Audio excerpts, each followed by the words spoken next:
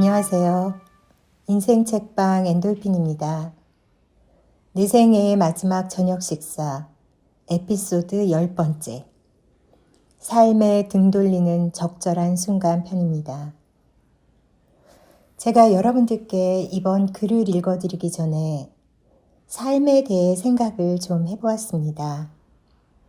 많은 사람들이 삶 또는 인생을 선물이다 그렇게 표현을 하는데 왜 그렇게 표현을 할까 하는 생각을 해보았습니다. 선물을 받을 때의 설레임, 그 선물을 준비한 사람에 대한 고마움, 그리고 그 선물을 주고받는 그 모든 순간의 소중함. 이런 것들이 선물과 또 삶의 공통점을 갖고 있어서 그렇게 표현하는 것이 아닐까 하는 생각이 들더라고요. 꽃이 아름다운 건 반드시 지는 때가 있기 때문이고 새벽이 아름다운 건 또 이 하루가 지나면 어둠이 올 거라는 걸 알기 때문이라고 생각이 듭니다. 마찬가지로 삶이 아름답고 소중한 건 우리의 삶이 끝나는 그 순간이 있기 때문이 아닐까 생각해 봅니다. 어느 누구도 피해갈 수 없는 길을 조금 먼저 가고 있거나 예상치 못하고 끝나게 되거나 그 차이만 있을 뿐 우리는 피할 수도 없이 모두 함께 그 끝을 향해 가고 있는 것입니다. 오늘은 해닝 슈레더의 52번째 생일이다. 그는 생일 잔치를 열려고 한다. 해닝 슈레더는 방 안에서 응거하다시피 지내고 있다. 보행기에 의지하여 또는 누구의 부축을 받아 호스피스 안을 조금 돌아다닐 수 있는 상태이지만 공동 식사에 거의 참여하지 않는다. 혼자 방에 있거나 강으로 소풍을 가거나 친구들의 방문을 받거나 한다. 오늘 저녁 친구들이 운영하는 바에서 생일 잔치를 하려고요. 모뚜기만 돌면 금방이에요. 이제까지 생일 때마다 성대한 파티를 했어요. 내가 2주 전부터 호스피스에 있다는 걸 아직 모르는 이가 많아요. 생일 잔치는 좋은 기회가 될 거예요. 모두가 있는 자리에서 한꺼번에 내 상황을 전할 수 있고 일일이 전화를 하지 않아도 되죠. 그는 간암에 걸렸다. 상태는 좋아졌다 나빠졌다 한다.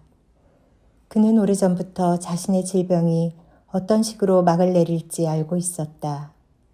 그럼에도 이렇게 빨리 악화되리라고는 생각지 못했다. 병원에서 퇴원했을 때는 몸이 가뿐했어요. 나흘 동안이었죠. 그러고 나서 다시 삐뽀 구급차를 타야 했죠. 그 뒤 내 시계는 원하는 것보다 빠르게 돌아가기 시작했어요. 여기서 200m만 가면 내 집이 있어요. 하지만 지난번 병원에 입원한 이래 집에 들어가 보지 못했어요. 그래도 절망스럽진 않아요. 내가 왜 이렇게 평온한지 스스로도 가끔 어리둥절할 지경이에요. 여자친구는 그 이유를 알고 있다. 우리 둘은 이것이 우리의 처음 생이 아니며 마지막 생도 아니라고 믿어요. 우리는 윤회를 믿어요. 그렇죠, 애니? 그는 고개를 끄덕인다. 그래, 우리는 틀림없이 다시 보게 될 거야. 반은 완전히 10,000원이다. 50명이 파티에 왔다. 장크트 파울리 지역은 20년째 그의 활동 무대였다. 그는 이곳에서 일했고 나중에는 단골 손님으로 이곳을 드나들었다. 이것이 그의 마지막 파티가 되리라는 것을 인정하고 싶지 않지만 그의 마음가짐은 평소와는 다르다. 밴드가 사랑스러운 친구를 위하여 라는 동요를 연주한다. 손님들은 후렴구를 따라 부른다. 이런 끝내주는 음악이 흐르는데도 분위기는 가라앉아 있다. 모두 주인공에게 인사하려고 줄을 선다. 2시간 후 52살의 해닝은 더 이상 버틸 수가 없다. 지쳐서 호스피스로 돌아가고자 한다. 그는 친구들에게 작별 인사를 한다. 이따가 다시 들릴지도 몰라. 그때까지 나 없이 즐겨. 오늘 오전에도 모든 것이 여느 때처럼 흘러간다. 장보기는 끝났고 조리 도구들은 잘 준비되어 있다. 요리사는 익숙하게 손을 놀린다. 예상치 못한 일은 끼어들 틈이 없어 보인다. 그러나 이런 습관적인 행동 속에서 본질적인 것을 간과할 위험이 있다. 세월이 흐르면서 호스피스에서 하는 일은 내게 당연한 것, 일상적인 것이 되었어요. 또한 자기 위안이 되었죠. 몇 시간 지나면 오늘 저녁이나 내일 아침 일찍 다시금 촛불이 타오르게 될 거예요. 11년간 촛불이 몇 개나 타올랐는지 세어보지 않았어요. 그것이 얼마나 많았는지 알고 싶지 않아요. 그 수를 알면 너무 많아서 충격받을 거예요. 그 다음에 갈 사람이 누구인지를 끊임없이 생각한다면 그는 아스파라거스를 다듬지도 못하고 케이크를 굽지도 못할 것이다. 아무것도 할 수 없을 것이다. 그는 사람들이 죽는 것을 막을 수 없다. 그러나 너무 무뎌져서는 안 될 것이다. 조금이라도 둔감해진다고 느껴지면 그것과 싸워야 할 것이다. 다른 사람들에 관한 한 간단한 연습으로 민감함을 유지할 수 있다. 그러나 자신의 경우 더 큰 위험은 무시하고 억압하는 것이다. 전에 루프레이트는 자신에게 종종 이렇게 말하곤 했다. 네 삶을 소중히 여겨라. 생명은 단 하나뿐. 내게 정말로 중요한 것을 미루지 마라. 5년 전부터 집에 사전의료 지시서를 가져다 놓았어요. 책과 서류 더미에 묻혀 있어요. 5년 전부터 그것을 기입해야지 하면서 아직도 하지 않았어요. 나는 매일 호스피스에서 사전의료 지시서가 얼마나 중요한지를 실감하고 있어요. 하지만 그러고 나서도 여전히 그걸 그냥 방치해요.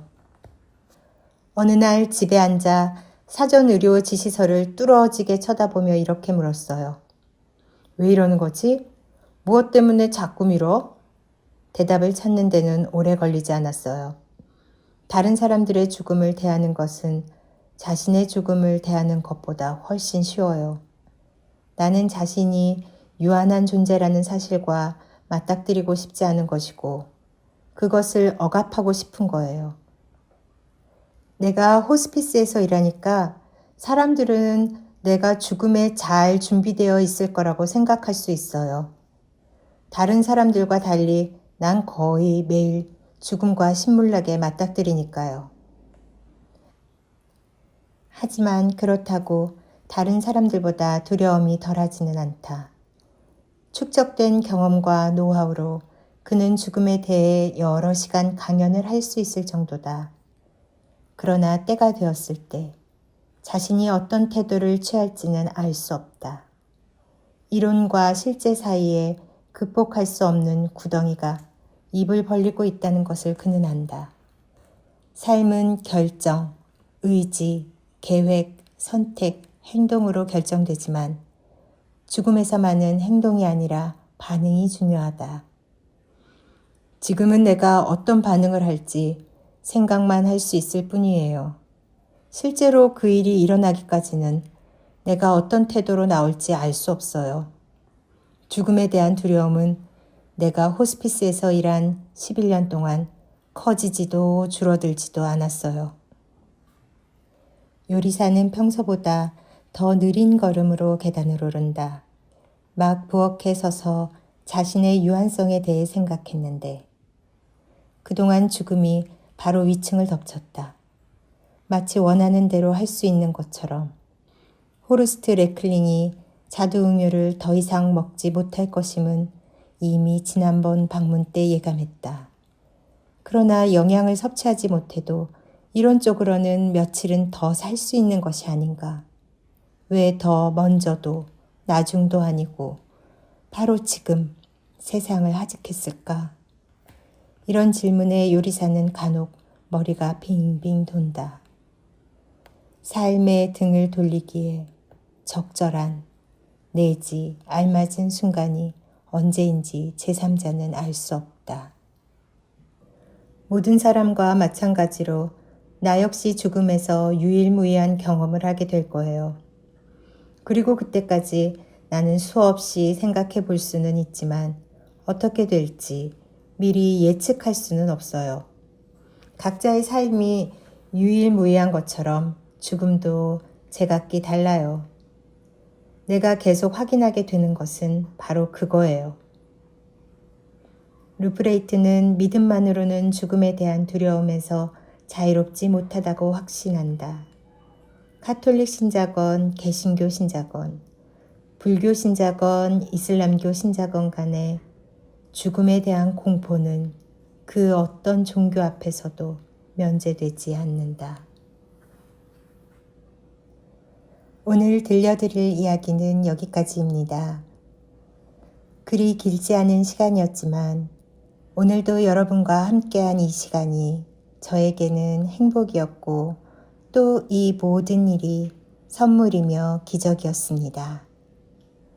여러분도 오늘 하루 가슴속이 조금이라도 따뜻한 시간이 되셨기를 바라봅니다.